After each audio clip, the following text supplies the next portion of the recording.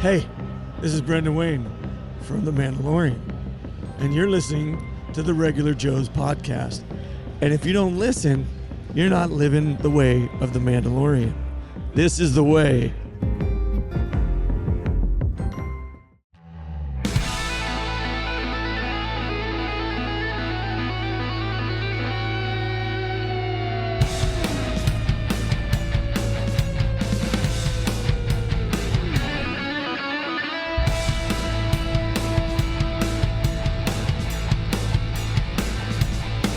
They're into movies and toys and TV shows, comics and collecting and superheroes. There's no end to the useless stuff they know. But don't call them geeks, they're just regular Joes.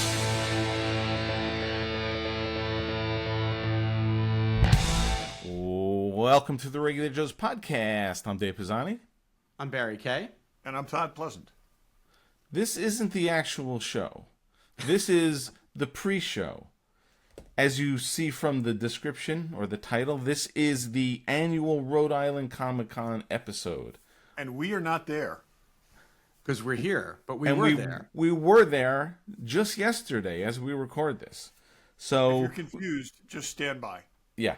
So we wanted to just put a little thing at the beginning and at the end to just sort of intro and wrap up. So as you may or may not know, we are now doing a video podcast. It is available on YouTube. Go to the Regular Joe's podcast on YouTube.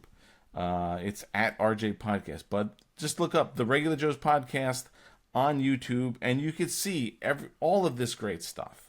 So you get to see us, but you get to see all our cool stuff behind us too, and everything we talk about, more or less. But this show, since Not we this do, week. why? But not this week. Not so much this week. We went to Rhode Island. We did our standards on the couch at the lovely Omni Providence, and we recorded there. But we did take a bunch of pictures and video, so we're gonna cut this whole thing together. So We you had a can great see. show, and I think you'll enjoy it, but we can't set up a multi-camera shoot in the lobby of a hotel, so we just Not couldn't. yet. Not yet. Stay tuned. Give us 364 days, and maybe we'll be able to do that. Yeah, we may have it figured out for next year, but we couldn't in time for this year. But we wanted to make sure that you were all aware that there will be video interspersed throughout the show and pictures and stuff. So we took a lot of video and said we're going to edit that in, but it's not like you're seeing the entire show in real time. Because that. they would throw us out if we tried to do that. I wonder if they would. We're going to roll in freaking studio cameras and lights to the Omni and see how far we could push this thing, because they have been so good I to was us. thinking more on the show floor as Barry encountered. That's true. Yeah, you know, we found out that you can pretty much video anything at the convention you want until you run across a security guard who doesn't want you to do that. So No, they don't want you okay. taking pictures of the celebrities. Now you can see my air quotes, celebrities. And that's fine, and we respected that, so it's all good. Yeah. So it was a fun show. You'll hear all about it, live from the lobby, as we said. But we would be remiss to not mention our favorite sponsor, Fanboy Collectibles. They've actually got a bunch of cool stuff coming up. You do? Exo-6 Beverly Crusher in stock. You can get that. And then a ton of Iron Studio statues. I know if you're an action figure collector like we were exclusively, you're like, statues. No, statues are cool. We have some statues. Where can you see some? Here's some. There's some right there. There's Batgirl and Catwoman, and Todd's got some too, I'm sure. There you go. Those are Look at ones all you those. can't get anymore. The ones you can get, you should get from Fanboy Collectibles. Exactly. But all from Iron Studios. Del Toro's Frankenstein, Predator Badlands, the new movie, Blade, Lex Luthor, there's a Fantasia one, there's something from Magic the Gathering. Very cool stuff. Check all those things out. They've got a Gremlins Mogwai in stock right now, which looks amazing. So check those guys out. They got Pops and Sideshow and Hot Toys and everything. Check them out, fanboycollectibles.com. Check them out at their store in Newtown, Connecticut, and tell them the Regular Joe sent you. For sure. And if you stop in, ask Troy why he didn't stop and say hi to us when he was at the con. Yeah, Troy was there. We found out he was there, but he came in for a quick check out and then left. So we unfortunately missed him. But Troy, we have sources everywhere. We heard you were there, and we didn't see you. Exactly. So. But you were there as a guest, not as a dealer. So yeah, so sorry we missed you. we hope you had a good time, but we would have loved to have seen you. Yeah, exactly. So without further ado, this is the 12th year at Rhode Island Comic Con from the lovely Omni Providence, not to mention the whole show floor. You'll see some different stuff. Welcome to the Regular Joe's podcast, live from the Omni Providence in lovely downtown Rhode Island. Or Providence, Rhode I was Island. going to say, Rhode Island is a state. It's small, but it's still a state in its own right. The smallest state with the biggest party. That's right. Exactly. I'm Dave Pisani. Okay, you're Dave Pisani. I'm Barry Kay. I'm Todd Pleasant. I'm Darryl DePriest. And I'm Brian Mix. Hey, we're in the lobby. We are in the lobby again. We procured our space, even though some of us were worried. I'll admit I was worried. And tonight, Dave did something I have never seen before. He basically brute forced 3 people out of the chairs. I was going to say procured is one way of saying it. Another way is saying, it was guys, just like, get the hell out of here. Dave was well lubricated. I'll say 2 walked things. in and I've said, had 5 drinks, and when I came over and said, "Oh, by the way, we need this space," I don't want to be too loud. Some guy's like, "Oh, I know you guys. Yep. I've seen you before." Yeah, Because this is our 12th year in the that's right, yeah. lobby. 12th year. Yep. People know us. Fuck Yes. all you people. We own this place. We own this bitch. There was one guy who stayed behind, and he was really a really interesting. And now comic he's our book person, friend. right? Yeah. Now he's our friend. Yep. Exactly. Because that's what we do. We make friends and we influence people. I had a guy give me a unicorn because he thinks we're awesome. I don't know what, or that could mean something completely It's a black else. unicorn. Maybe it's a sign of the apocalypse. Or maybe it's a sign of something else that I Something don't want else. to discuss. Dave's had 18 drinks. I said already 5. You can't count after 3. Hey, you ordered 2 of them. Yes, and you know what? We're having more fun tonight than we usually even have. We and do. We always have fun. It's been good. It's been a good time. Rhode Island Comic Con does not disappoint. It's Everybody always knows a good time. that astronauts are big drinkers. Exactly. Yes, we are. True. More to come on that. More on that later. Maybe. Or not. Yeah. Oh, Well, boy. we can tell that part of the story. Yes. But so it's Saturday night, as it always is when we record here. We've had a great time. We all got here Friday. Barrow, you feel Yes. like you wanted to say something? No, I'm good. I say we made new fans tonight. We've made new fans? Yeah, for sure. We definitely have some new people listening to the podcast. We definitely do. A couple of people have even favorited the podcast right in front of us. Well, that's true. Okay, so I'm going to tell the story. So we're Which at story? Dinner, we're at dinner at the Mexican place where we always have Viva dinner. Viva Mexico. So- Viva Mexico We in go there- Providence, Rhode Island. We go there You all guys the have been time. going there like 10 years in a row. By the way, we go to Yeah. 2 other restaurants. They're both closed. Yeah. But go ahead. But Viva Mexico had our back. They do. So there's 3 ladies just at the other table having a birthday party, and one of them comes over and says, "Are you guys astronauts?" Now, gentlemen, when you hear that, you know people respect you. That what you're supposed to say is, "Yes, we're astronauts." Well, and if you've been But we listening did to our not. show, We did not. You know that our logo is a rocket ship, and we all happen to be wearing regular Joe's apparel of one sort or another. And they saw the rocket ships from across the restaurant and thought maybe we were astronauts. And we're all wearing our regular Joe's jackets, which are acquiring different patches, and this year's our upcoming 600th episode patch was designed to look like a mission patch. Todd and I designed Looks that like a to be mission a patch. mission patch. So and we- we'll throw a picture of that so in we- there. we are now impersonating astronauts. we That's what we're doing. disappoint her. Her name's Mary. She's 30 years old. yeah. We disappoint For Mary and say, "No, for the 15th time. we do a podcast, but it's really nerdy." And she thought we said she dirty. thought I said dirty, and she's like, "It's a dirty podcast." And she was really interested again. And I said, "No, I said nerdy, unfortunately." Yeah, and then the interest fell off pretty Yes, quickly yes. after that. No, they were nice ladies. They were celebrating a birthday. We cheersed them and had a drink, and it was nice. And it's nice to be mistaken for astronauts, but unfortunately, if NASA is choosing us, we've got a big I problem. mean, no offense to any of Houston- you. We're the least astronaut-y people of anybody. We are literally Howard Wolowitz as an Yes. astronaut. Houston, there's a problem. But we have all now gave ourselves astronaut names. Exactly. Oh yeah. Okay, so once more, we're gonna do the go around. We're gonna introduce ourselves with our astronaut I names. don't remember my name. What was mine? Genie. Oh, I was Anthony Nelson. I was Buzzed Aldrin. I'm Johnny Apollo. Matt Mason. Moon McDare. There we So go. there we go. So the next time this happens, we are prepared. Colonel. Or Major. Moon McDare. Major Moon McDare. Yep. So next time we are prepared. That's So all. That's right. I'm going to update my LinkedIn on Monday. and add astronaut. It would be astronaut. Yes. Yep. Only in Rhode Island am I an astronaut. That's right. So that happened today. That was funny. That was fun. was We had fun. a good time. Viva's always great. We met nice people. It was fun to talk to them. But so, like I said, it's Saturday. We came up Friday. I'll give you a little preview. Barry and Brian and I drove up from Westchester. Barry and I we have posters that we're having restored.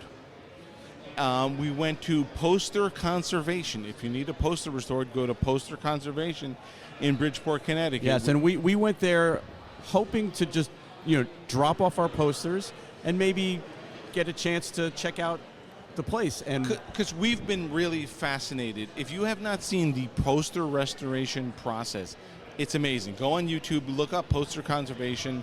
There's other companies like Fourth Cone. They do. So yeah, we saw this guy on YouTube for quite a bit, fascinated by the process, and you guys walked in going, maybe we'll meet him. Yeah. Yeah. And as we're standing there, he walks in, and we're like, "Oh, you're Lee, the dude from the videos. From the videos." And we talked to the guy for an hour. It's fascinating. And he showed us their whole They operation. showed us. Yeah, it was awesome. So We very cool. hopefully will do an episode from his place. He invited us to do that. Yeah, so. he seemed interested in that, so maybe at some point in the near future, hopefully, that'll be a show. But it was awesome. A great place. They do amazing work. They've done so many different posters. It's just look them up. Poster Conservation. They're on YouTube. And if it doesn't sound interesting to you, watch it anyway, because you will be blown away. The idea of taking 150-year-old paper and putting it in water is the most counterintuitive thing ever. So Yes. So actually, why don't you guys do a little mini what's in the box right now and talk about which posters you had. Oh, that's sent up true. there, Yeah. yeah. Well, I don't know if we could show before pictures now. So, Barry, when do you go? yes, and one of the things I've been really, really sort of looking for and trying to find one in the right condition and at the right price is the very first ever item that was released as a Star Wars collectible, which is the very first poster they released in 1976 before the movie came out by Howard Chaykin. Small dick joke. We'll explain who that was soon. Yeah, that voice you just heard will be an interview later in this episode. So I got the poster number 1 by Howard Chaykin from 1976, which I'm super excited about, and it's already in great condition, but we're going to get it linen backed and get it a little bit of touch-up work done on it. So, And I really wasn't necessarily looking for this, but when I was on Facebook, I came across a rollerball poster from 1975, rollerball versus Houston versus Madrid, that was given out to Tokyo. It's Tokyo. Oh, it is Tokyo. The other one was Houston Mine is versus Madrid, yours is yes, Tokyo. yes, that's right. But it was a promo poster that's fairly rare, and I wanted to have it linen back because it came folded, so I brought it to them. They're going to take care of it. It's going to be awesome. so more on that in a future episode. It's going to be 4 to 6 weeks, but At least, yeah. awesome place. Awesome place. So that was on the way up here. We stopped at Pepe's and had pizza, which is Frank always Pepe's. good. We went to a different Frank Pepe's this year. Yep. They don't disappoint. And I just have to say, anytime you put a giant rock formation in front of a pizza place with a sign that says "Danger, do not climb," there's nothing I want to do more than climb those goddamn rocks. They should never do that, but they did. Yes, yet he didn't climb it. I But didn't whatever. climb it because I followed the rules, but Yeah, I you're- wanted to climb it. So we got here, well, at least Barry and Brian and I got here mid-afternoon on Friday. Todd was unfortunately delayed with the crappy traffic that's always in Providence, right? That's right. Yep. So we hit the show floor. We wanted to bang out some autographs. Friday is the best time to take care of autographs because the show floor is not that crowded. Friday, and I will say as of today, Saturday late afternoon. Yeah. Both good times. So what did we do first? We knew we were looking forward to meeting Bryce Dallas Howard, who happened to be here. Yep, actress and director. Actress, director. We first thing we did was go on her line. I think we went over because we saw that her line was not crazy long, and we thought, oh, maybe we'll just knock this out now. It'll probably be the shortest it's going to be the whole weekend, and we didn't wait that long. I mean, it was, I don't know, 45 minutes. It wasn't too good. But she was talking to people, which is great. That's what they should be doing. They should be engaging people. It shouldn't just be like a factory, And Bryce stands in front of her table. Yes, which she was is out nice. front, meeting everybody, shaking hands, and talking with everybody, and super, super engaging with everybody. Yeah. So I got her to sign my Book of Boba Fett poster, which, again, I know everybody's like, why the hell do you have a Book of Boba Fett poster? The artwork on that poster has all the characters on it, which makes it an easy poster to get a lot of people to sign rather than, just one poster that only has 2 or 3 characters on it. So that's why it's that poster. But she was funny. She even made a joke about my Book of Boba Fett poster. So she knows what she's dealing with. But I had her sign a picture of her directing. But she was awesome. She was sweet and engaging and really talked to us. And I give her a lot of credit. I mean, she talked to everyone on the line. She's great. She's exactly what you expect. Exactly what you wanted to meet. When you want to meet somebody like that, she was exactly what you expected. And while they were doing that, I went and got my Phantom of the Paradise record album finally signed by Paul Williams. So tell the story For those who don't know anything about what that is, tell us the story. Phantom of the Paradise is a rock opera, one of the first rock operas ever made, back in 1975 by Brian De Palma is the director. Oh, really? Yes, Brian De Palma is the director of Phantom of the Paradise. And so I had him sign that, and he had the lyrics for We've Only Just Begun in front of him. And if you guys don't remember that song from the Carpenters, it was originally a jingle for a bank. And he got the gig because the guy who was supposed to get it broke his hand and couldn't play the piano. So he got the gig. He said, I don't want to do this jungle for a bank. I'm a composer. But he bailed his friend out, and the Carpenters heard it and asked him for a third verse, which he made, and then it became a #1 single from Bank Jingle. Oh, that's amazing. Yeah. Paul Williams is the most underrated songwriter ever. I mean, he did the Muppet movie. He did Phantom of the Paradise. He's done many, many hit songs. he was on The Odd Couple. Yeah. He was in Battle for the Planet of the Apes. Yes, he was an orangutan. He did some in Battle for the obscure Planet of the things. Apes. Yep. And he's very famously didn't have enough time to get the makeup off, so he went on the Johnny Carson show and sang in full orangutan makeup. You can find that on YouTube. So, That's awesome. But tell this story. You were supposed to travel to Canada to get him to sign that, and that never happened. So 3 years ago, he was here, and I couldn't find my record album, and I missed him. The following year, he wasn't here. And the year after that, he was in Canada. I had signed up for a Phantom of the Paradise convention in Canada because it's even bigger in Canada than it is here. And Which means 20 people like it there. I've never heard of it. But anyway. And it turns out that the Phantom of the Paradise convention was the same weekend as this convention last year. So he was there instead of here. And this year I finally tracked him down with my record album and had him sign the front. And he was very nice to sign the back as well as Swan, because that was the name of his character in the movie.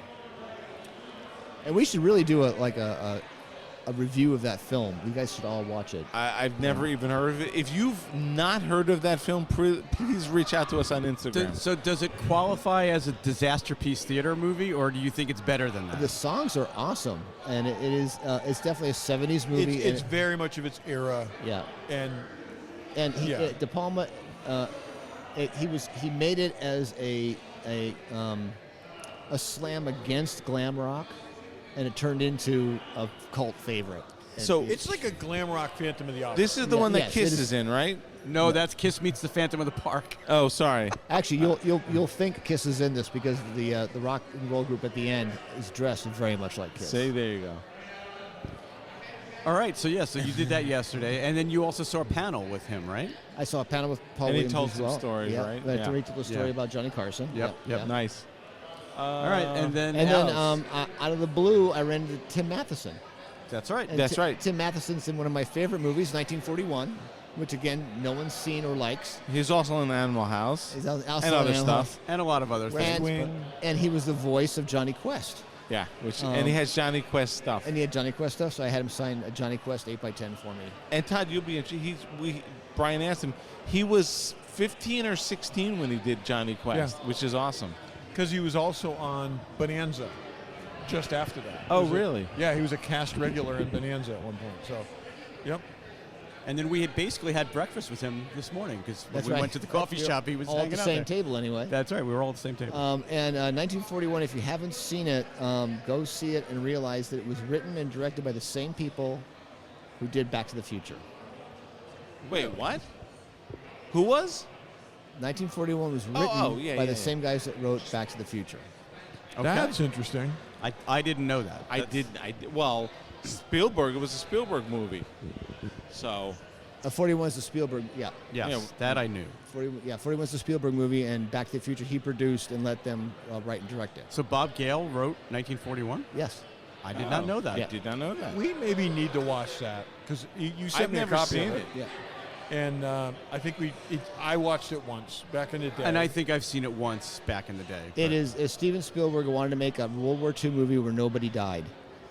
And it's a World War II comedy. Except for the box office. That takes place in California during the Japanese scare after Pearl Harbor. Okay. It's a comedy. Yeah.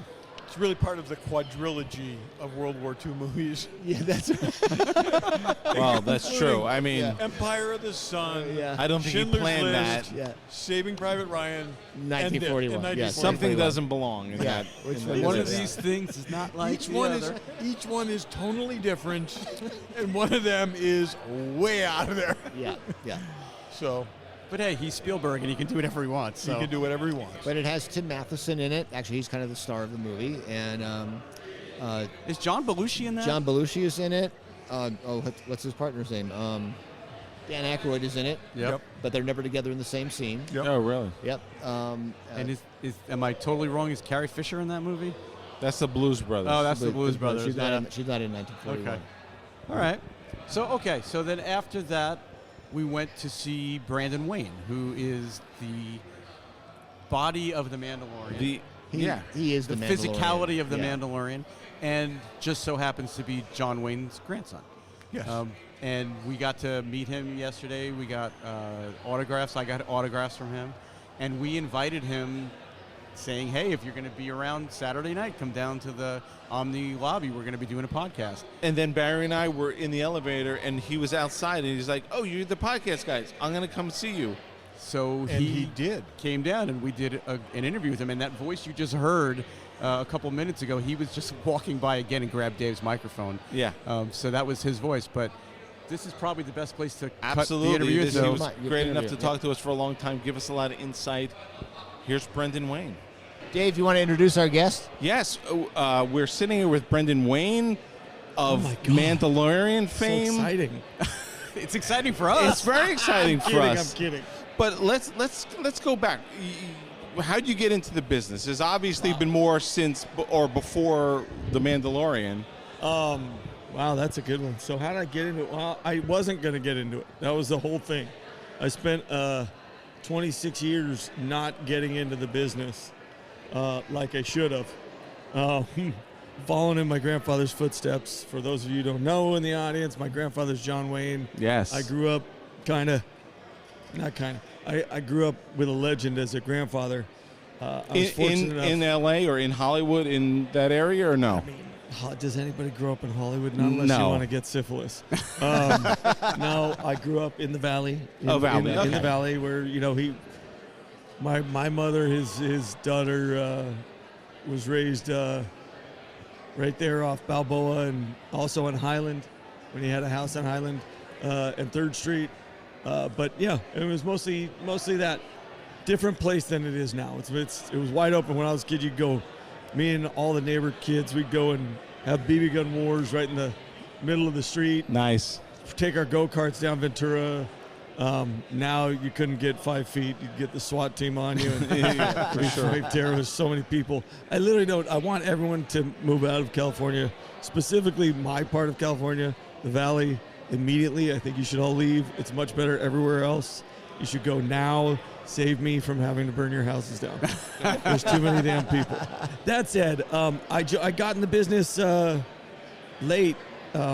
Most kids would have started earlier, but I was a basketball player good enough to do some things after high school, and then I broke my ankle, and I realized I wasn't going to the NBA, and I surfed a lot when I was in college. Nice. So I surfed for 7 years and went to college till I was a sophomore in those 7 years. So that's a struggle, and I'm not a doctor. And then my mom was like, "Come on, please, son, do something with your life." And I was like, "I want to be an actor," and I think she probably was like, something other than that. And at the time, I used to think it was just because she hated the business. Because her father was, you know, She grew whatever. up with But her you would dad think in the that. business, yeah. But that's not, now that I'm an adult, and even though I was 26, I wasn't an adult, I really do understand what she was thinking, which is there's no stability. There's no guarantees. And the shadow that was loomed on me was going to hurt me, more, initially at least, more than it would help me. Yeah. Because, I mean, he was a 6'5", 255-pound guy. When he was in playing shape, he didn't get smaller. That boy was big. Yeah. And I'm, 6 foot, 180 right now. But in my playing weight days when I was fighting, about 155 to 160. So I was very different. Anyways, she said, "You're going to go learn how to act." I'm like, "Why? I don't need to do that, guys. Why would I go learn how to act?" Granddaddy didn't. She's like, "You're an idiot." Studios had a coach with him all the time. He studied it on his own when he was at SC. He was pre-law, and he did acting and debate. I was like, "Oh, okay." So I go, "Now I have to work at this?" I was kind of hoping I wouldn't have to work so hard. She was like, "You can learn. You could afford to learn that." But he had a persona, but he was a good, legitimate actor at the same time. I mean, I used to, when I was younger, I didn't care if people said whatever. But the guy you guys know and the guy I know, two completely different people. I'm sure. And so the idea that he wasn't a spectacular actor is absolutely crazy. The guy did 217 movies, including serials back then. And unless you work against yourself, you're going to get better. And the great thing about him, he was an athlete, and he had that mentality of always getting better. So maybe you didn't like him in the beginning, but there's no way you can watch his last film he ever did, The Shootist, and not think he should have won an Academy Award. It was one of the most beautiful portrayals of a true anti-hero, a true human. Besides the idea that, back then we didn't do a lot of superheroes, but he was a gunslinger. But in spite of like all that, the reality is that this is a guy who used to saran wrap his toilets so that his grandchildren would run into the house, have to use the bathroom, and forget. And that's awesome. Who I knew. That was my granddad. Not this stoic, taciturn dude. Like, this idea that he was could he be tough? Yeah, but different generation, too. He was not tough to be tough. That's he was nice. tough when he needed to be tough. That's the way to But be. he was kind 99% of the time. So, I grew up with a very different idea of it. So I learned how to act. I learned how to dance. I learned how to sing. I learned how to fence. Like, I went to theater school. I was like, why am I going to theater school? I want to be on TV and film. My mom was like, and then I fell in love with the stage. I produce a play every year. My wife and I do every year.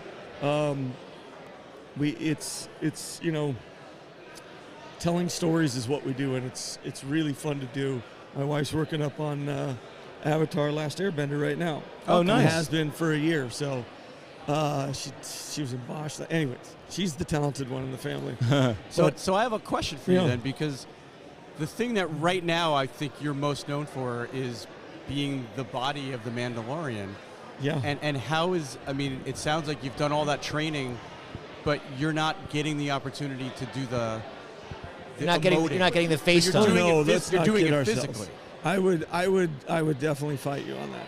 And Fight that's- him. It's the idea of. I mean no disrespect. by the way. No. I understand. No. It's a good question, and it's a common thought, and it's how we want it to be, so that Hollywood's still a mystery for everybody.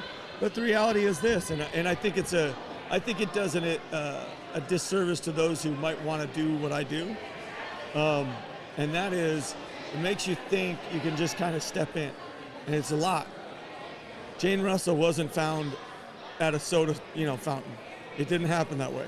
Some guy probably groomed the hell out of her and brought her Yeah. in. But let's be real. That is not how it works. And so I was an athlete, and the one thing I learned was everything I do comes from my physicality. My emotions, everything. So Mando was a study of kabuki. John and Dave said, hey, go watch Yul Brynner in Westworld. Yeah. Go watch Schwarzenegger in Terminator. Two of the greatest performances you'll ever watch.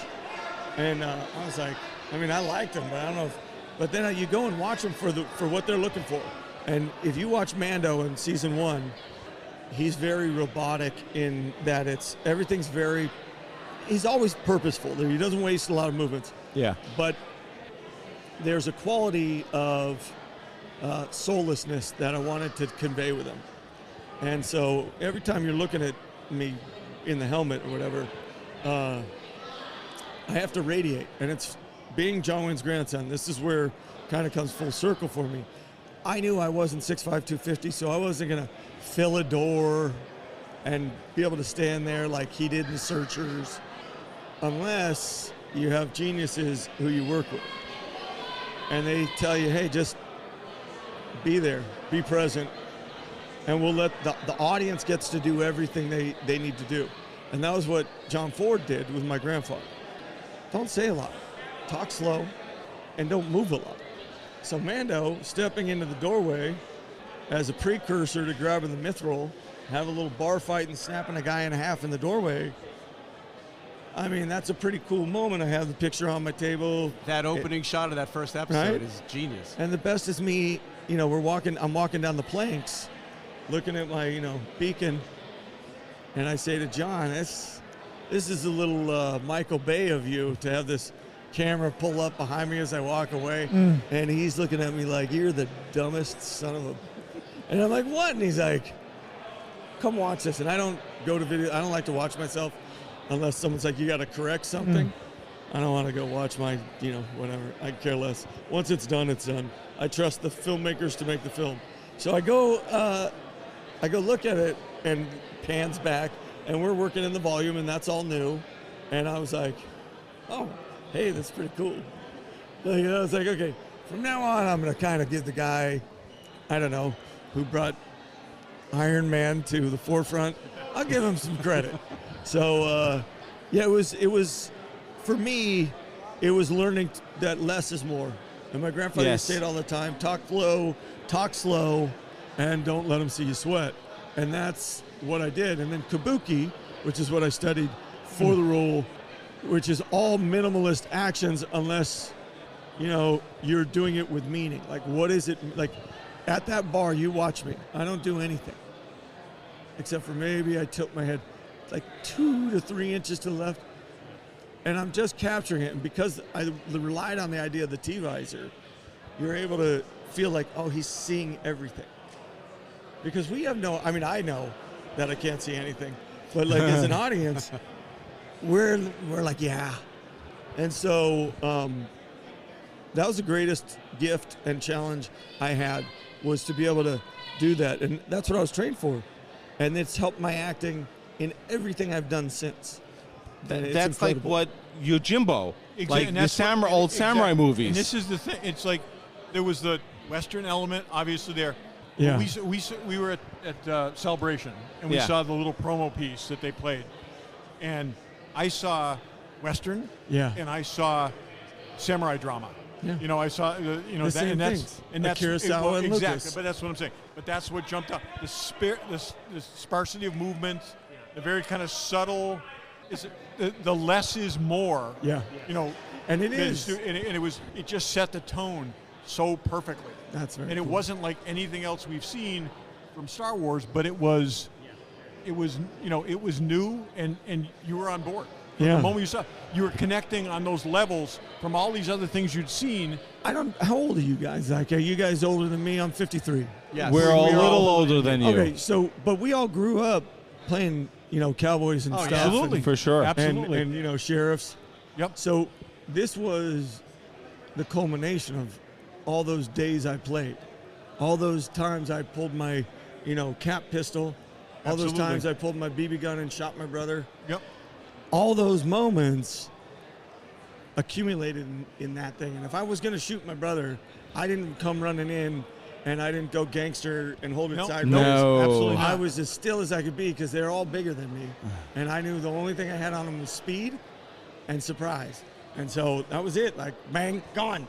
And so that's what Mando's not that. He's not taking pot shots. But having grown up with that creed and then to be able to step in something that is specifically that kind of creed is was a lot easier than I thought it was going to be. It's about conveying a presence where you don't have to take the shot a whole lot of times. Well, and where how people about- are just going to step away. You know, you're gonna. Yeah. How many times do you watch Mando and decide what you're seeing? Whereas in other shows, the actor's trying to tell you how to feel the whole time. Right, absolutely. And sometimes if it's not good, if it's not great, it just wears on you. You're like, gee, Christmas. Bunk, bunk. We've talked about this in the show. So much was conveyed through that metal. Okay, through that. But I had my own thing, and I've heard what you guys, like, not you specifically, but Yeah. what the fans of the show have seen, and it might be two different things, but I'm never going to tell you that. Yeah. And the reason is because your experience is what matters. And so the fact that you had an experience, and I didn't tell you how to have it, Right. it's old-time storytelling where they don't show you how they make out. I know that we love those moments, but at the same time, I'd rather think of John Wayne and Maureen O'Hara, maybe the door shuts and Right. it's a big Yes, deal. exactly. You know what I mean? Like, I'd rather have my imagination, and that's what Favreau and Filoni did. They gave you back your imagination. Yes. Absolutely. Whereas we lost that in a lot of other shows. Maybe not, yeah, you know, but like we might have detached from that and gone too much to, how do you feel, Kylo? You know, Part those of that kind of came moments. from the time they spent in the animated stuff, where they could walk up to a line Yeah. with the audience they had and not go across that line. So Yeah. they learned that, and Yeah. it worked so perfectly. Yeah, I agree. I agree. I don't. I mean, I did what I did, and I'm very proud of what I did. I know the work I put into it, and the joy that people get from the show makes me very happy. But I also know that what I did is a part of a whole, not Yeah. the whole part. And For sure. that's the important thing. Like, and I mean, like, my dolly grip, you know, my lighting guys, you know, trying to figure out how to light Mando, because you have no idea how many lights are hitting that thing, and And it's you know, metal. no, You know, it's or it reflective, appears metal. very you know, reflective. it's a reflective. It's just it's yeah. unreal. It's Yeah. and we were learning, yeah. and so to be able to go through that and still be able to put out a product that I think was pretty well received. Very well. Oh, yeah. It's amazing. You mentioned it, so I have to ask, how much can you see through that helmet? It's not going to help the people who are listening, but I have a picture, and it took me 3 seasons to get to the brain that would say, hey, why don't you take a picture? So when people ask you that, you can't see anything. We'll put this up on video if you let us have that picture. Okay. Okay. But it's a T-visor, and there's nothing. I can see about I don't know, maybe a ½ inch below my right eye and a ½ inch below my left eye, and if I pull a cross eye, I can see down the middle, and I do. On certain things I have to. So what I would do is, I would usually get to set if we had like a 6 o'clock call. I'd be there at 3:34 in the morning. I'd work out, and I'd go walk the set for 2 hours, and I would make sure I knew every branch, everything, so that when I had to run or do something, I knew exactly what I was going to, get into. Here it is. You can pass that around, boys. Oh, wow. And that's generous. Yeah, that's not a lot. And that's a distance. Like, they're far away from me. So, like, when I'm on the ship, I'm just feeling things out and just memorizing. Oh, if I go to 7 o'clock, or if I go to 7 o'clock or 11 o'clock, okay, 9 o'clock is this. All right, here we go. And that's it. Because if I do this, John's on the mic and he's like, stop, you're looking down. Everyone can see you." yeah. There. And so you just have to, there's a lot of faith that had to happen with Mando. Are there any interesting stories about accidents on the set or I'm gonna tell you right now, and I'm gonna brag. I'm pretty awesome. I never fell. I never broke anything on the costume.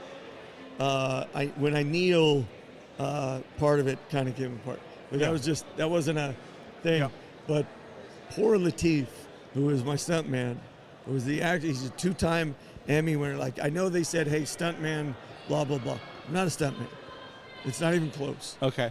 First of all, they owe me a lot of money if I'm a stuntman. Right, Because I yes. did 17 flatbacks where you get hit and you fall straight back for The Prisoner when Clancy Brown, who plays the blurred, or not the blurred, the big guy anyways, he knocks me out and puts me in the prison, and then I break okay. I did 17. I didn't get paid for one of them. Okay. So, Lucas, you want to come after me, you can pay me. But there's a reason why I want to make that point, and it's not because I need to know you to know that I'm in the suit.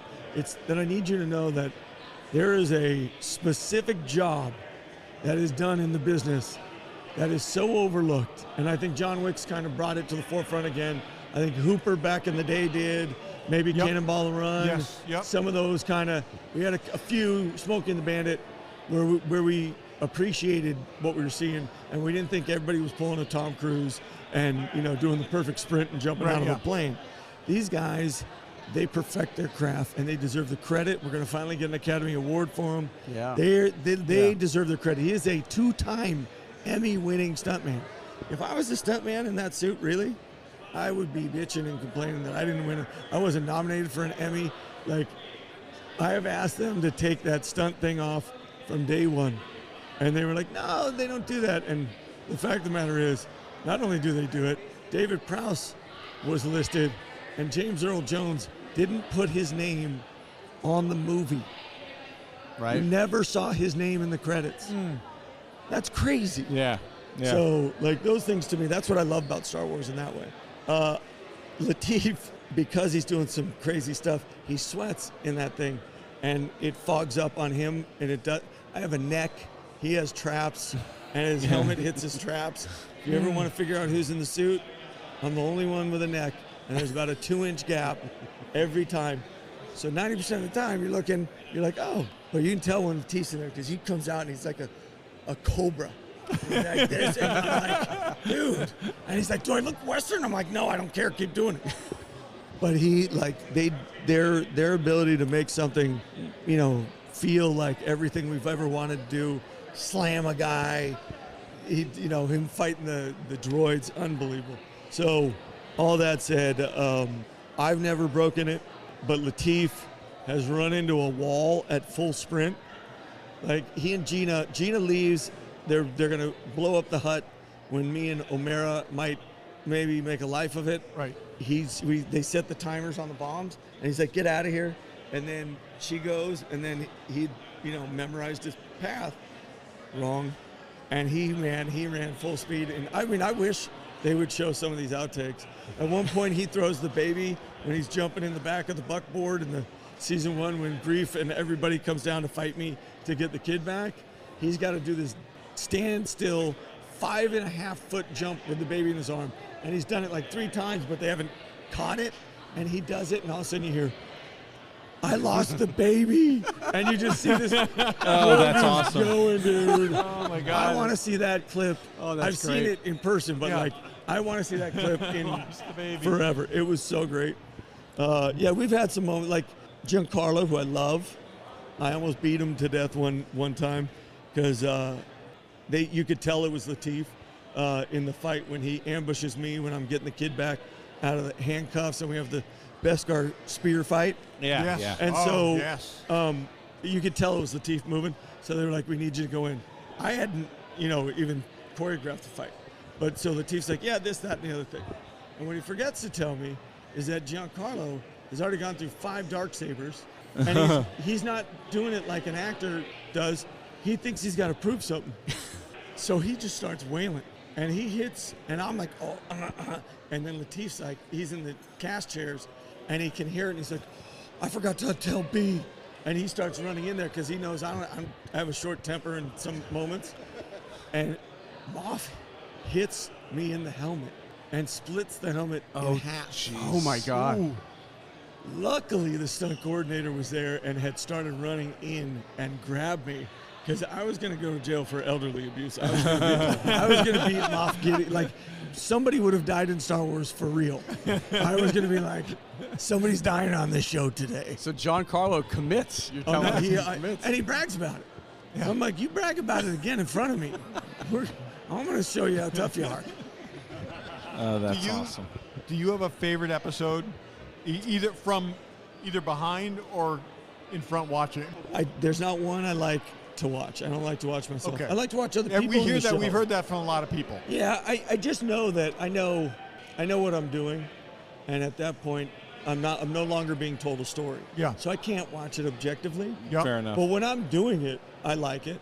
I really do. And sometimes I like it, and they're like, it's terrible. I'm like, oh man. But I will say this: there are certain things that that happen to us in life, and then what occurs afterwards makes a difference for us. I literally died a couple times. Season 2, going into it, they hadn't even called me to be on it. I went into the hospital. I thought I had kidney stones. The doc happened to be in the urgent care or the emergency room when I was there. She's like, you got appendicitis.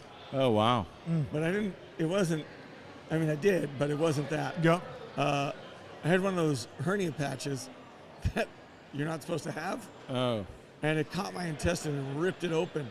But the doctors couldn't tell. So I spent 42 days at the beginning of season 2. So that was 4 weeks.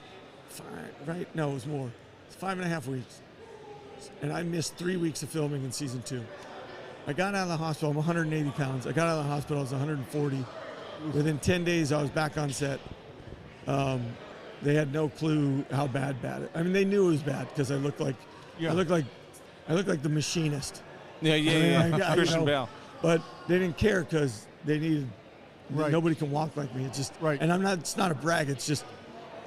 It's hard for people to walk like they're drunk. Yeah. So I got out to do that, and an episode that means the world to me is the Jedi, and it's because Dave moved everything on the production schedule so that I was healthy enough to be able to, because he wanted me to do that. Right. He wanted me to work and introduce Ahsoka. He wanted me to have a showdown. In my room, I have a picture of Johnny Ringo that Buck Taylor did.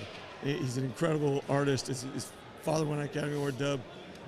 Buck was in Tombstone, and he gave it to me, and I have it in my room. And one of the first things I did was get to meet Michael Biehn when I came back in season 2, and we got to do Most a of us showdown. love that, except for him. That's okay. He likes Willow. We love Tombstone. I like Tombstone. I'm joking. No, honestly, that was a big one for me. I loved doing the scene at the end of the ship with Katie when I said, your song hasn't been written, and I'll follow you until it is. And we had that. That's just, I can watch that because it was just great. I thought we really did something there. I love to watch Lateef do things, but overall, I mean, for me, the fun things are, who am I working with that day? Pelly, I'm working with Amy. Oh, yeah. Oh, my God. Or I'm working with Tem, because Tem would come in, and I built a boxing gym in my set room. So I have 2 heavy bags, one lighter than the other. I got, and so Tim, I found out that he loved boxing. So we would come in, work out, talk about, whoever we loved at that moment. I had trained with Freddie Roach and, Manny Pacquiao for years, and Virgil Hill was the first sparring partner I ever had. So, Tim and I got along really well. Carl Weathers, God rest his soul. Yep. You don't have Mando the way Mando is. You don't have the confident Mando. It was never going to come off as well without him, because he became a mentor for me. When your heroes become your friends, and then your friends become your guidance, you're in good hands. And that man, he taught me how to be a grown man and be an actor and own it. Oh, that's awesome. Oh, that's nice. How about the directors on the shows? The directors? Who were the directors? No, I'm kidding. You talk about the actors you work with. Is there much difference in the direction you receive from the different directors? Yes, and that's that is the one thing that you'll never see on. I mean, maybe you'll see it on other shows. I didn't, because you usually have to follow the showrunner and the writers, executive producers in TV, and you have to follow a ABC line. But if you watch the episodes, we tried in Prisoner, it's a getaway episode. In Bryce's episode with O'Mara, it's a love story on a lot of levels. In Jedi, it's Yojimbo. It is. Like, if you watch Ahsoka, that one, it's Yojimbo. Yeah. And, I mean, we were unabashed about it. Yeah, we got to talk to Bryce for a few minutes yesterday, and we were talking about Sanctuary. Oh, yeah. It's one of my favorite episodes of the whole series. Another moment that I didn't know was going to be so great was her putting her hands on that helmet. And, you know, I think we all dream of that on some level. But in this moment, I thought, Mando's not letting anybody. And she goes, he is today.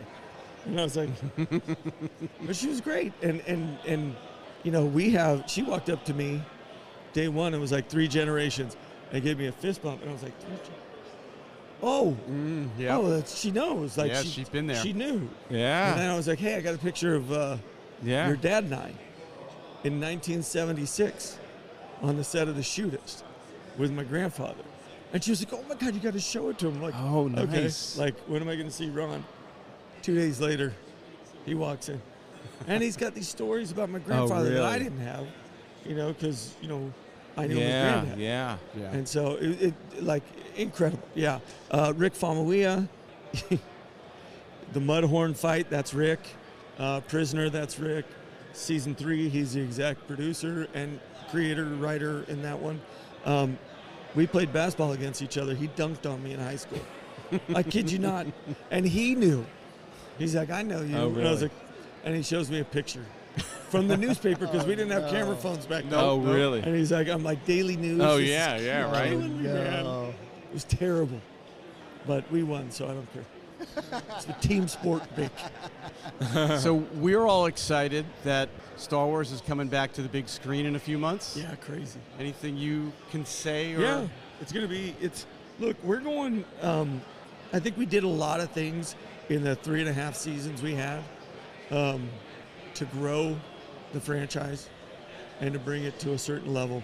And hopefully, you know, we rose like the tide would, and all ships will rise to it. And I think Andor's proven that. I thought Obi-Wan was great. So Yeah. to see that, and then initially I was a little like, I want to do episodes. I like telling an 8-hour story, not a 2-hour story. And John said it in a way that caught me, because he's like, remember when your grandfather's standing in that doorway in Searchers? I'm like, yeah.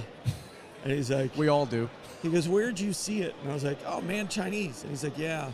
It's different when you see it on that scale. Yeah.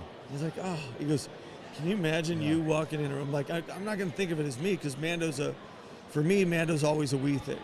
And so I was like, you know, that could look pretty cool walking down the planks into the ice bar, or that, you know, that moment in Boba where he, you know, clears the curtain and you're like, oh, game on.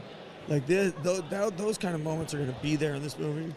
I know that we've seen the trailer, so I can say, you know, he's got a ride that fits him again. Yes. He's back to his soccer mom. Very excited to see that in the trailer. You know, we got Zeb. Do you wear a Razor Crest Oh, I necklace? think it's in my room right now. I saw that the other day. I got my Razor Crest from Rock Club. Okay. My girls over there are incredible. I got a Mandalorian ring, helmet ring. They're incredible. So, yeah, I mean, I think with the movie though, what we're gonna get is what we saw that we fell in love with. I think there's room for conversation about what you saw most recently from the show, whether you like it or not. Yeah, I don't know. But I think we're going back to something that we all looked for, which is the Ronin, and how is he going to honor, you know, his kingdom, and how does that work? And I think that's kind of, I think that's Mando's journey here. That's awesome. You talk about the movie experience. The first Western I ever saw in a theater was True Grit, and I remember the theater. I remember the row I was in. I remember who was sitting on either side of me, and you're exactly right. It's it's just drilled in your head. It's Yeah, part of right. it becomes It's a part of the different experience. experience. Yeah. And you cannot duplicate that when you can pause it and go to the bathroom. No, exactly. And it never stays. Like you have moments, and I'm very lucky. The show we did it like a movie.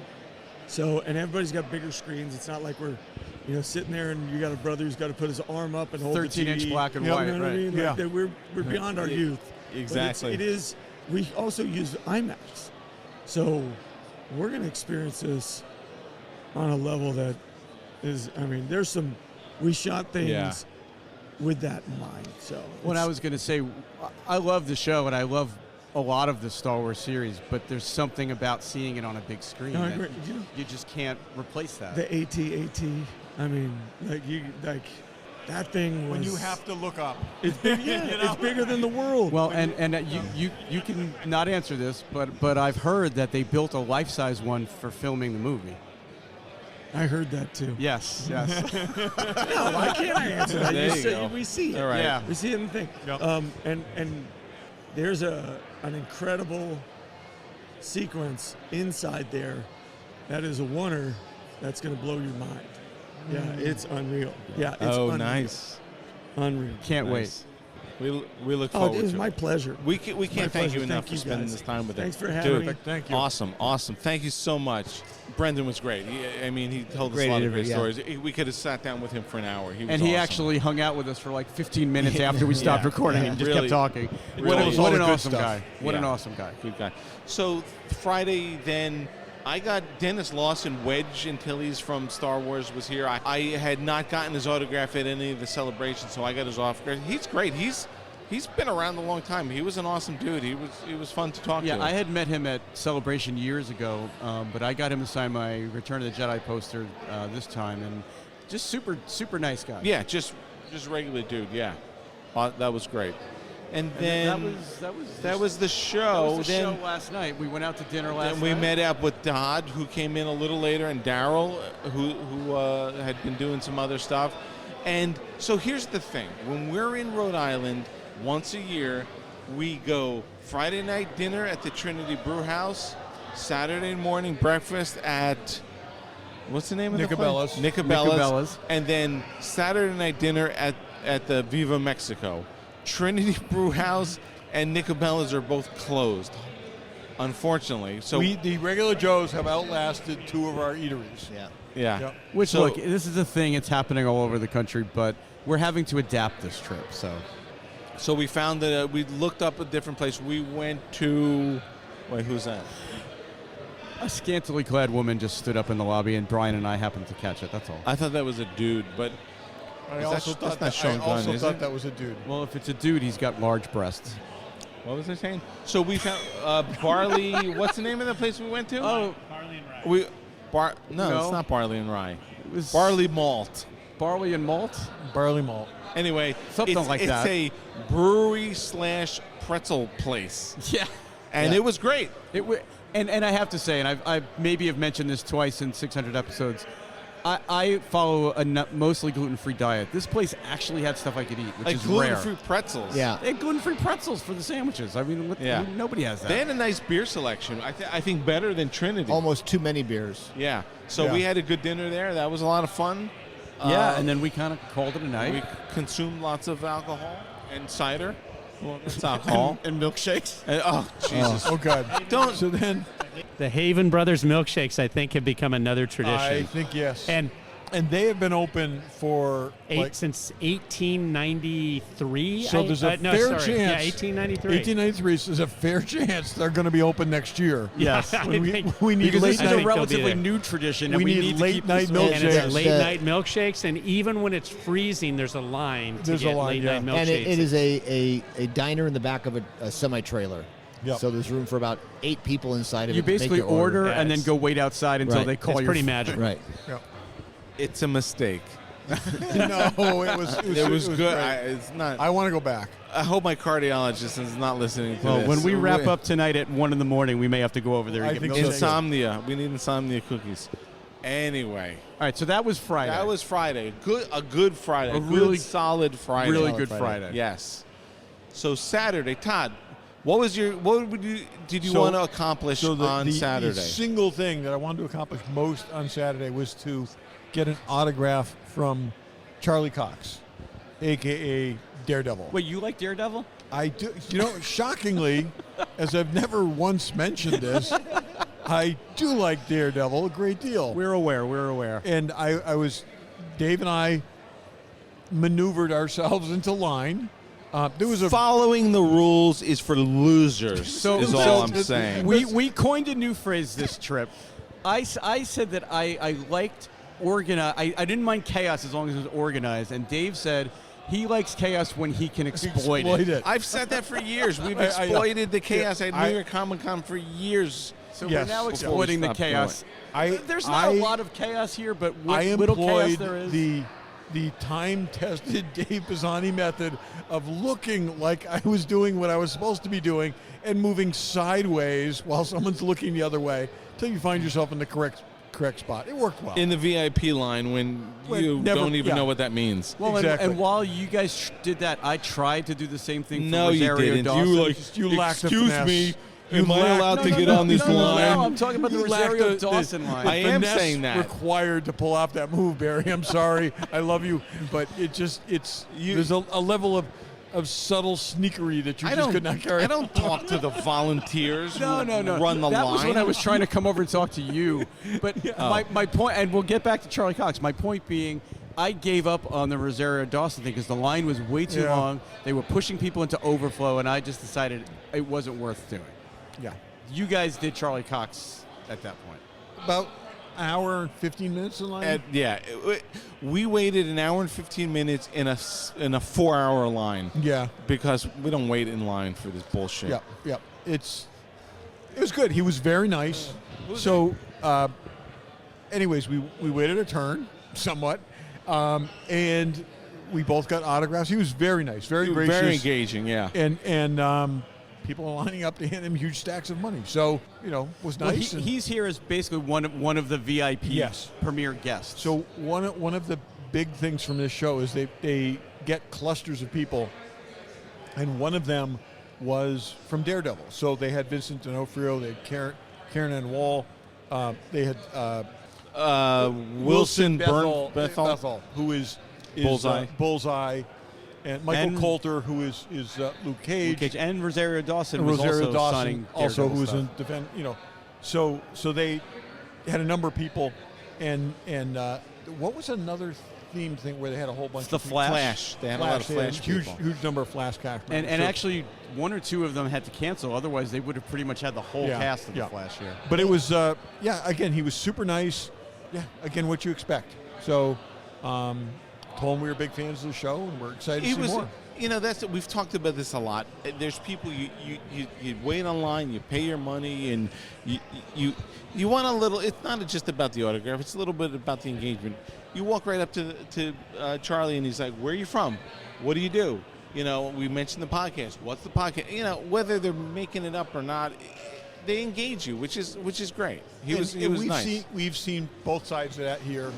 Barry had the best example of that several years ago, where he waited in line for somebody who never looked up, and which is surprising of who that is. John Cusack. Yeah, it was John. Well, I'll say it. It was John Cusack, who never looked up.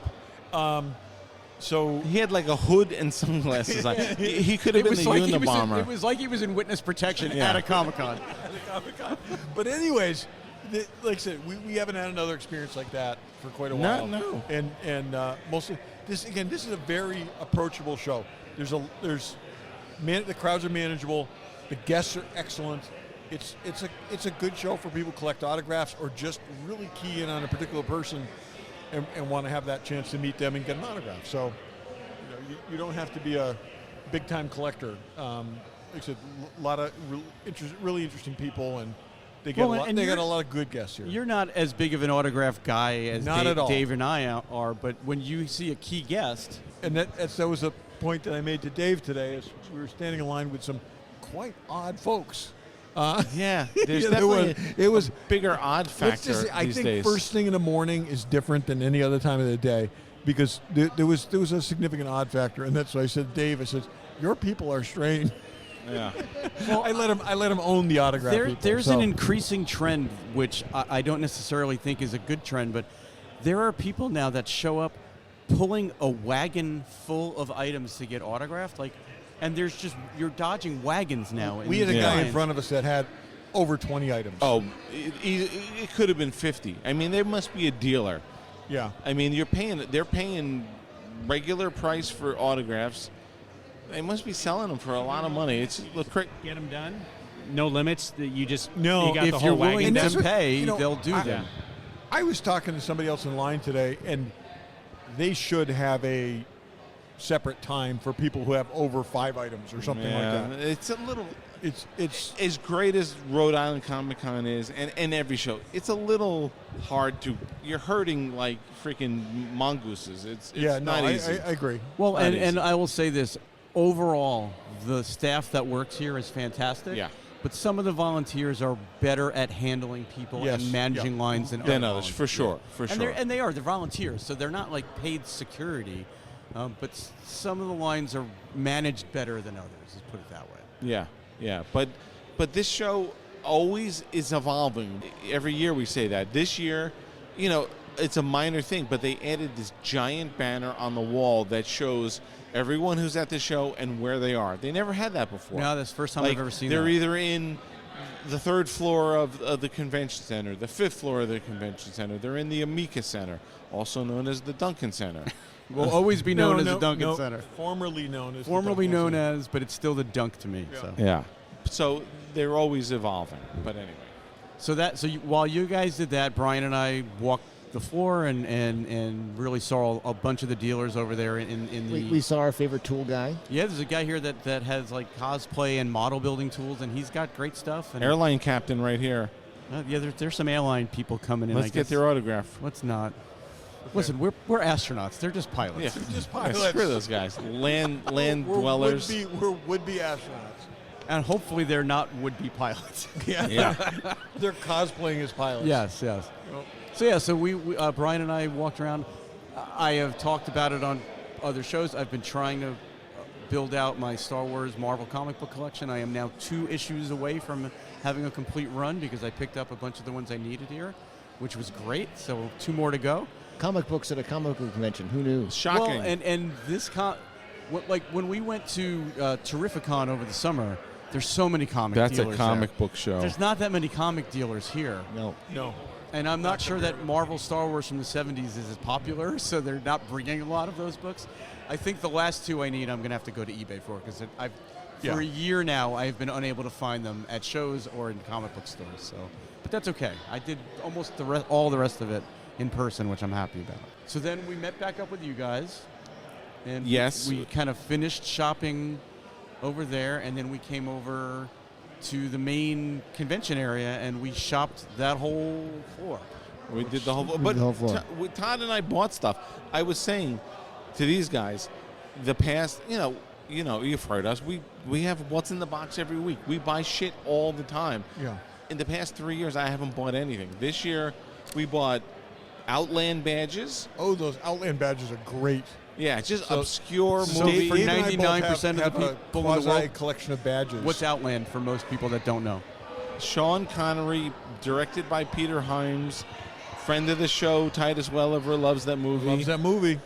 Um, And so they have really nice looking Outlander badges. So we bought those, and like I said, to add to our badge collection. And those are like metal badges. They're on metal. a leather they're really envelope. good. Other thing, Yeah. yeah. Yeah, they're nice. They're nicely done. I also, from the same dealer, I bought a Blade Runner blaster water gun, which I had seen online. Looks really good. It's their exact size Yeah, and everything. And people have used that to sort of you customize. could paint that for a Yeah. stunt. Yeah, Paragon Effects, I think, makes those. They're the ones who were selling the what's the name of the company? Tamasuke. I want to say Tamaguchi. Those are those Those little Tamagotchi. Yes, yes, But yeah. Tamasuke makes the Tamasuke. blaster. Yeah, which I have. Todd and I have. I But have it, now yep. they sell those. But that was a good deal. And then Barry and Dave and Todd all bought Rhode Island Comic Con T-shirts for That's the right, first yep. time in For the 12 first years. time ever, we got T-shirts from the 'Cause convention. this year, every year before, they'd have like a Rhode Island Comic Con T-shirt that was nothing special. But this year, they had about 8 or 10 themed T-shirts. There was a Beetlejuice one. There was a Back to the Future one. There was a Deadpool one. There was a Daredevil one, which we all got. Which was very cool. There was a Christmas Vacation one. Yeah. And I thought about it. The Beetlejuice one makes sense because Alec Baldwin was supposed to be here, and Gina Davis is here, so that made sense now. Yeah. So I guess they themed them to the people who were showing up. The guest pools. Yeah. So that was cool. And they're nice. They're actually nice shirts. Yeah. So I don't know if you know, it's the one we got is the Daredevil sort of logo with the cityscape, but they changed the cityscape from New York to Providence, and there's Providence stuff on it. And there's an Easter egg in there because there's like this blue bug that's on top of a building not far from here. That's for an exterminator. Giant grasshopper. Giant grasshopper. And they put You're not supposed to exterminate grasshoppers. It's supposed to be like a roach. Sorry. But they put the big blue bug in the skyline. So, and it's really small, but it's there. Yeah, it's cool. So we bought those for the first time. Yeah. Now we have Rhode Island Comic Con T-shirts finally. Exactly. So towards the end of the day, I decided maybe I'll just head back and go see if Rosario Dawson's line is any shorter. So Brian and I actually walked back over there, and to our surprise, the line was like 20 minutes. So I jumped on the line, and we ended up... She was only here for today, right? She's only here Saturday, yeah. So it was a make or break, and, it was not that big of a deal if I didn't get to meet her, but... Yeah, we waited 20, 25 minutes, and I got her to sign my poster as well, and she was, again, super nice.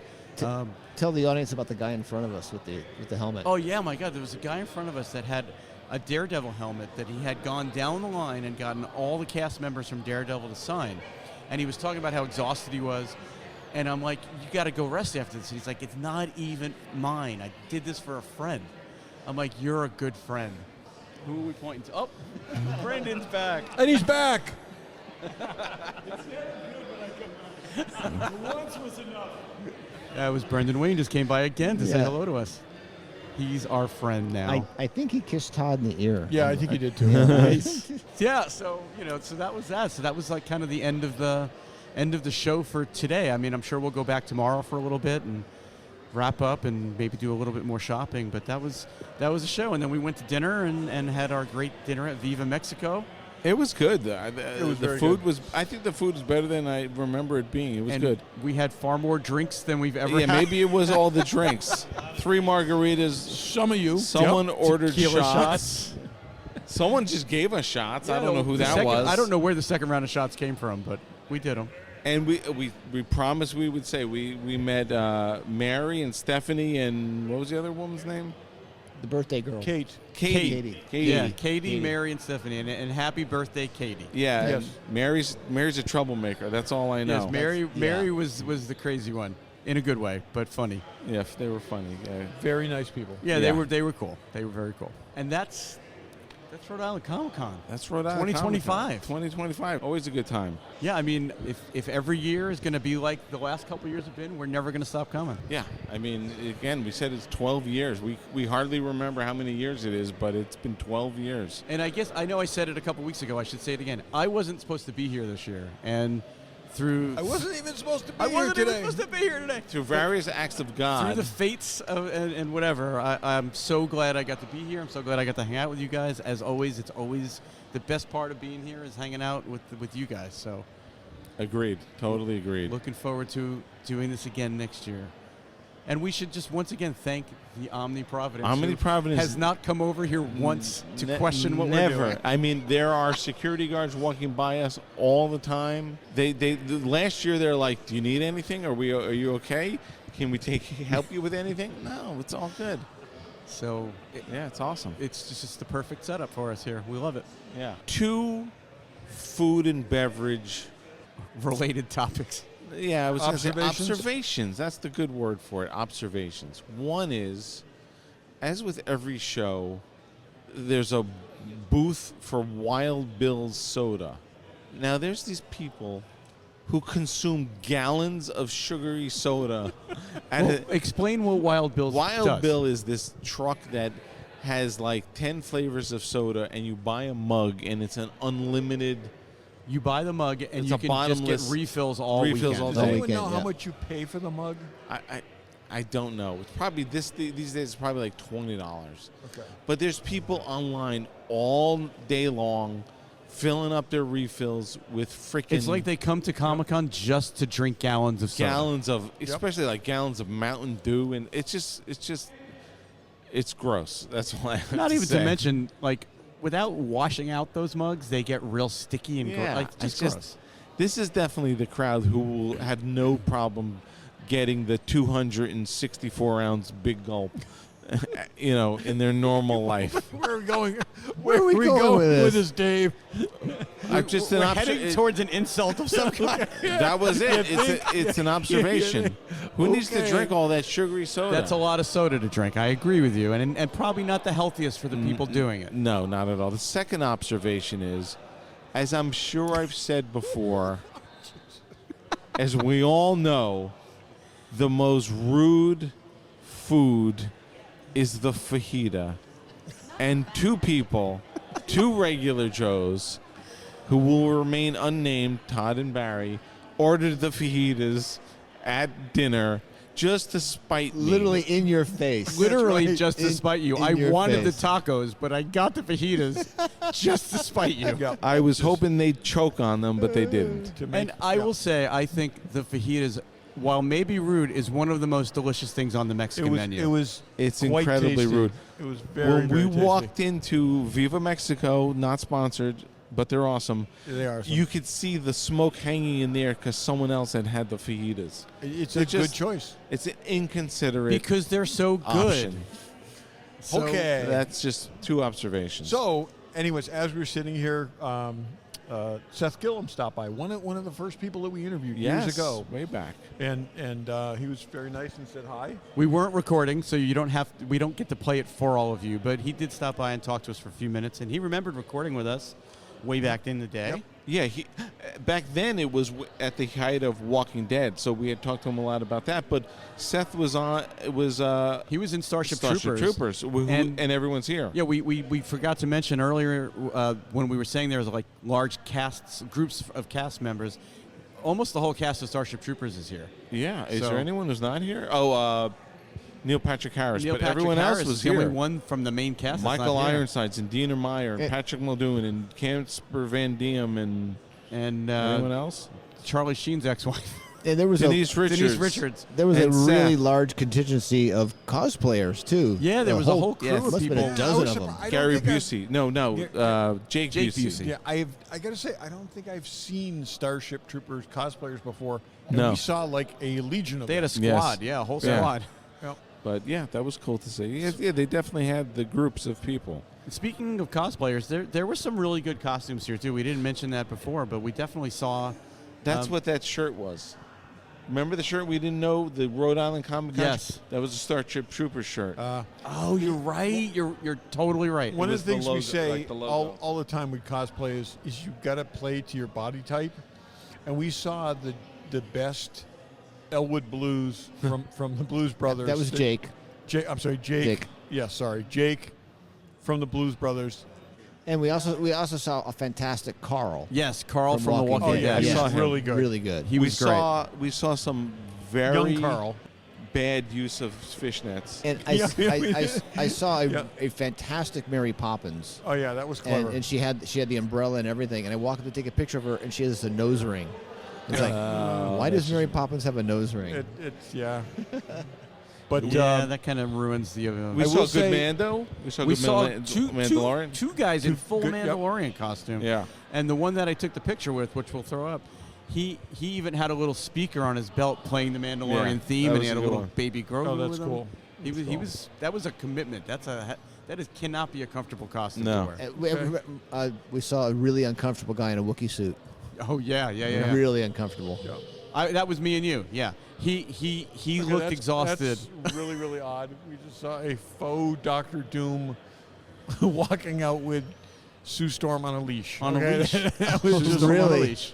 That was really strange. That's an odd choice, but okay. Maybe once we see the movie, we'll understand it better. I hope not. There's so much. there's so many spoilers, if they're even real. They keep on. Yeah. I've seen Chris Evans in like 3 different costumes. Yeah, I saw him in a Captain America uniform with a Hydra logo on. I saw him in something chest. else too. I don't want to see any of that. Yeah, I'm avoiding it, but sometimes you can't avoid it. We saw someone in a complete rhinestone like Deadpool costume. Yeah, it was She was in 2 of them. She had a red one and a gold one. I saw that. A couple of good Deadpools. Female Deadpool. I will say, sadly, we're seeing the return of the Harley hammers. I've seen people walking around with Harley Quinn hammers without a costume today. So it's just like just the hammer. Yeah. That is the fajita of cosplay. Nice. Okay, so Because going through there's nowhere, I mean, walking through a crowded aisle, there's nothing worse than having a hammer the size of a barrel. We saw a costume you don't ever see. That's a J. Jonah Jameson costume. Oh, that guy I looked didn't great see that. too. With Spider-Man. That was great. Here comes Doctor Strange, Scarlet Witch, and Doctor Doom just walking in. Awesome. And Dr. Doom has an arc reactor in his chest. Wow. Oh, Yeah. Another spoiler. If he knows something we don't know, and hopefully it's not the case. If Tony Stark is Doctor Doom, it's over. Okay. Yeah. It's over, Jamie. Yes. Let's see. I saw a fantastic Catwoman, and is that Nightwing? That's Or is that just- Robin. It's Robin. Older. It's like Yeah, grown it's up. old- Older, an older Robin. Robin. not Nightwing. Okay. Yep. The Catwoman was fantastic. Yeah, I would say that the cosplay was good this year. Maybe not as much as we've seen in the past, but what Yeah. we did see was pretty There good. were some good ones. Just Yeah, I don't even A really lot of Daredevil. Every consider possible those. variation of Daredevil you can imagine. So Yeah. some good, some not so good. I actually saw a woman in the yellow and red original I Daredevil. didn't see that A one. version of the yellow and red original Daredevil costume, which was kind of cool. When Brian and I were leaving the show tonight, there was a guy dressed as Daredevil in line in front of us to get out, and you have to scan your badge out, and he didn't have his badge out, so it was taking forever for him to find it. And Brian's like, "Well, I don't understand. You're standing in the line here to get your badge swiped. Why don't you have your badge out?" Meanwhile, I overhear the guy as Daredevil say, as he's looking for the badge, "What do you want from me? I'm blind." Yeah. Nice. That's funny. So I thought that was pretty funny, even if he was holding up the line. Yeah. Yeah. Rhode Island Comic Con, always a good time. Never disappoints. Never disappoints. Good guests. Good hanging out. And again, we always say it. It's the hanging out with the 5 of us. Always a good time to hang out. Yes. Yep. It was great having you here, Barry. Sorry Thank you. Sorry that tragedy prompted your Yeah. Yeah, I'm your sorry the appearance, island but- needed to be wiped out for me Yep. to be here, but Yep. So All right. We'll wrap it up from Rhode Island Comic Con 2025, our 12th. We never really know, or I never really know that actual Yeah, we always number. are guessing at it, but I It's- actually sat down and Ba- figured it out this year. And not it's- surprisingly, Barry made a spreadsheet. Yes. there have been 13 Rhode Island Comic Cons. We have been at 12. Yes. And Yep. we've been at the Omni 12 times Yeah. for this, and at least one time or 2 times for a Joe Con. Yeah. Certainly one. So, Yep. I know for sure once, maybe twice. yeah, we've Yep. been here a lot. So, We like this hotel. We And like this hotel. city. This city's always been good to us. yes, that's true. And thanks for listening and watching. Thanks for listening. Thanks for listening. Thanks for listening. And if Daryl were still here, he'd say thanks for listening too. All right. Well, that was Rhode Island Comic Con Saturday night, but we did go back to the show Sunday. So we just want to throw in a little recap of that.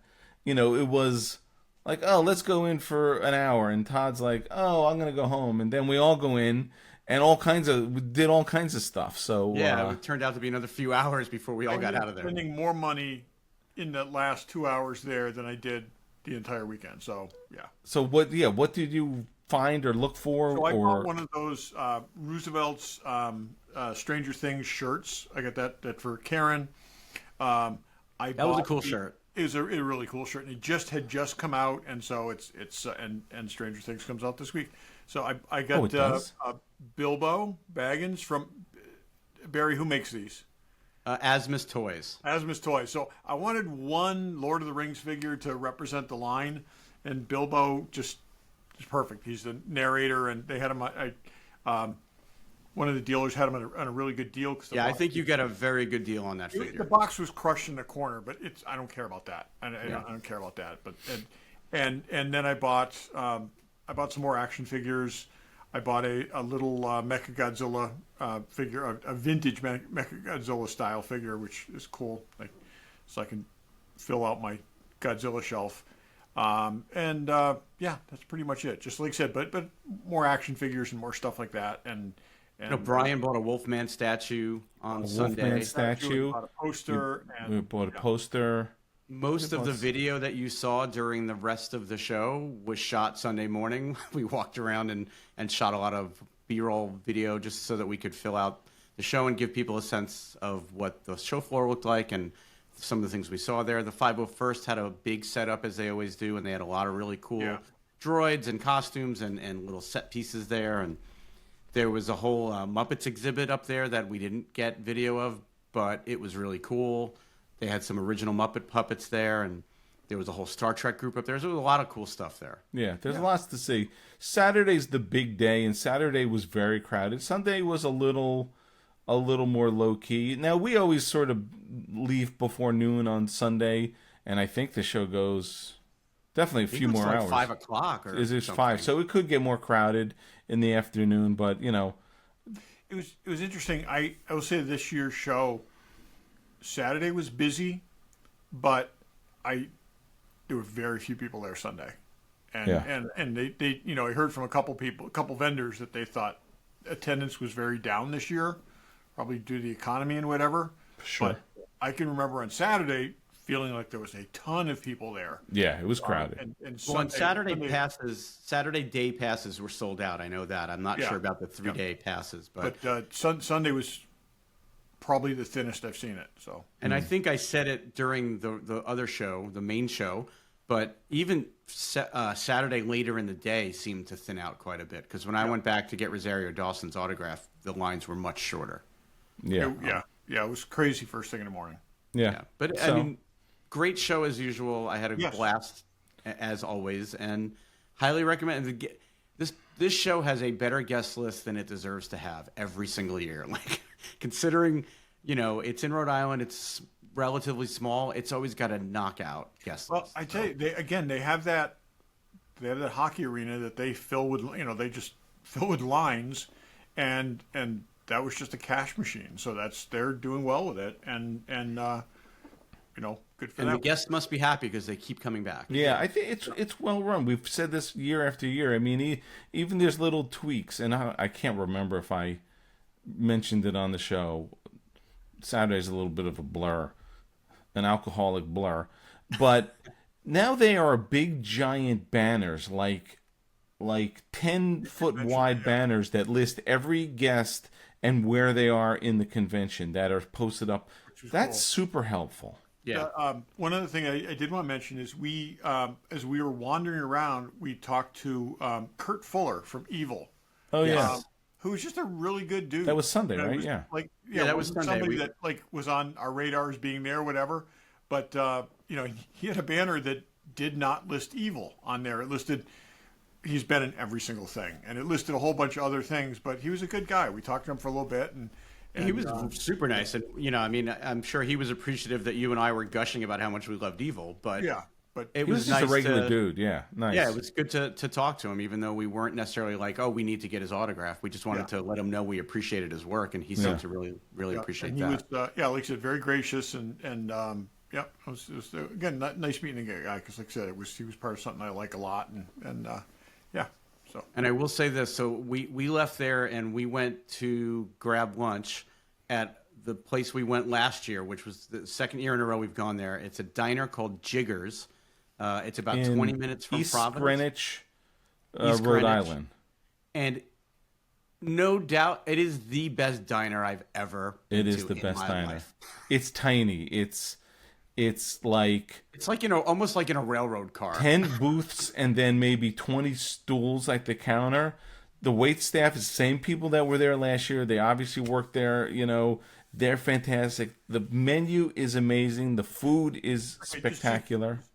Just stop. You're cursing the place, okay? Because the longer you talk about it, the less likely it's going to be open when you go back. It's been open since like 1917. Doesn't matter. 1917. We shut down 2 places in the last year. Well, You know? Let's hope not. It could outlast our curse, I believe. And But with my dietary restrictions, I have a hard time finding. Like they had so much stuff there. I wish this place was near my house. yeah, I'd for go sure. there all the time. Todd, next year you have to make arrangements. I It's would do probably that. If I'd realized it was that close, I would have gone. So. It's It's a 20 little minutes. out It's of probably the way for you because 20 it's minutes. south rather than going Yeah, west. no, that's but fine, though. it's worth it. It's that good. So Brian and I got like an omelet and first of all, there's like, what kind of potatoes do you want? Like hash my browns, choices. sweet potato hash, shredded, and then I'm like, oh, I'll take an English muffin. How would you like that cooked? Like what?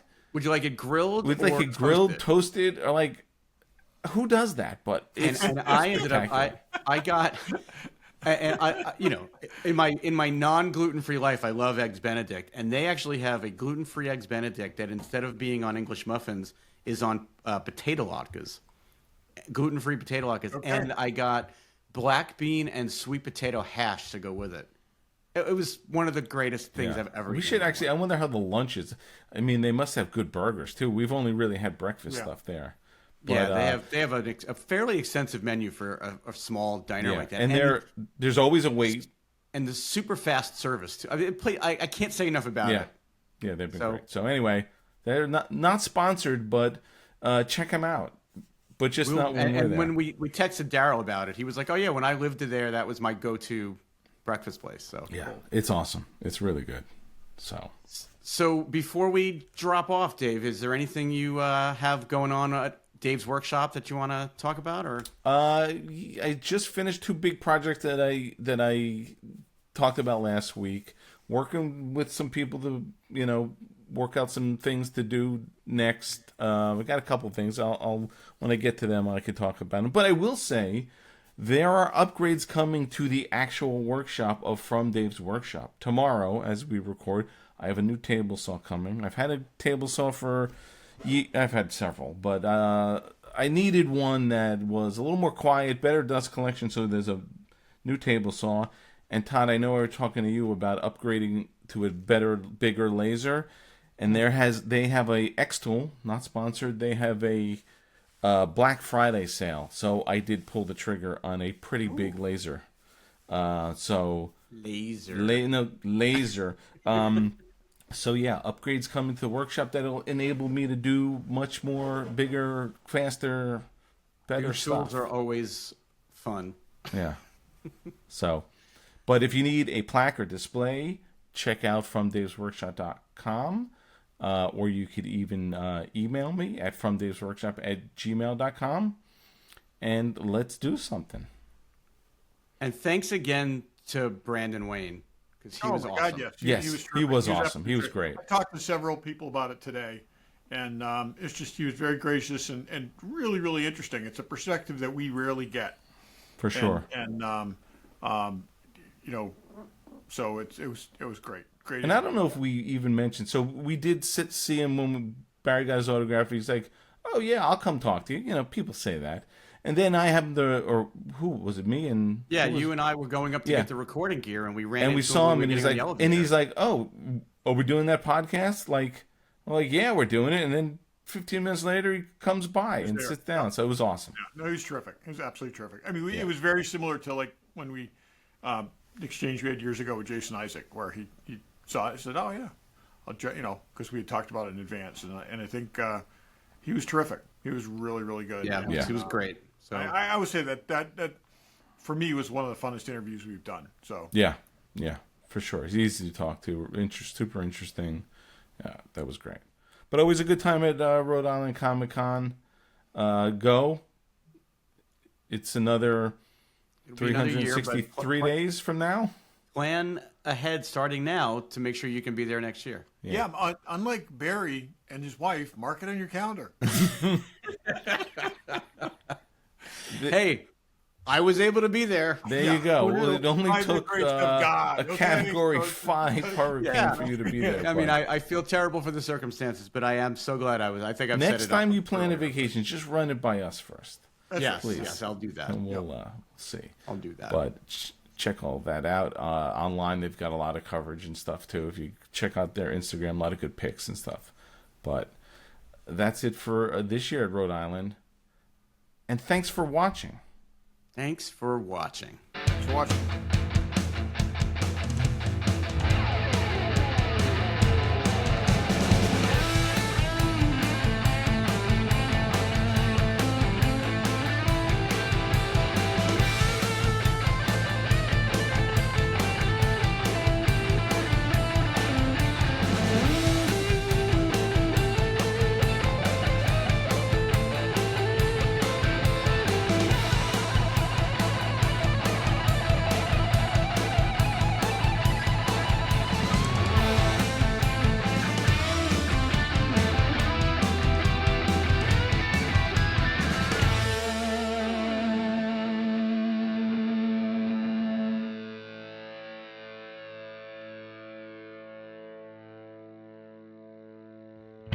Are we good? Levels are good? Yeah, I mean, our other host is in the bathroom, but we'll start without him. But screw him. I'm not waiting for that guy. No, we don't Who the expect hell you is to. he? No, we don't expect you to. Come on, of course I'd wait for him.